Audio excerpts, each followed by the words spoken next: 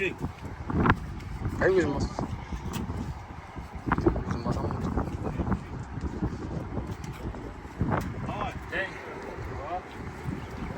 Rossiyanın yerinden görədiniz. Çakmaktan bana Birinden açtım. birinden açtı. Atam, gelin yasalım. Kamera düşəli sizdiler. Assalamu alaikum, hürmetli abunəçilərimiz. Bugün Xuda xalasa 14 aprel növbətdəki savdamız 2014 yıl Cobalt mexanik maşinimiz oldu. Demek metan gazları bu maşin 87.000 kilometre tuttu. Probigina metiva bərəsdə kraskaları toza. Baxası şunda naq pula 103 milyon oldu. Panka verdik ata.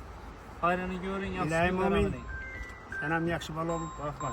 katta boysan, Rahmat. ballarını boy, öğlentiriysen, maşallah yiysen oğlum. Ağamız atalarına padark etdi. Rossiyada 200 ətədəkənlər köp vaxtdan bana inanmaladıyız ağa.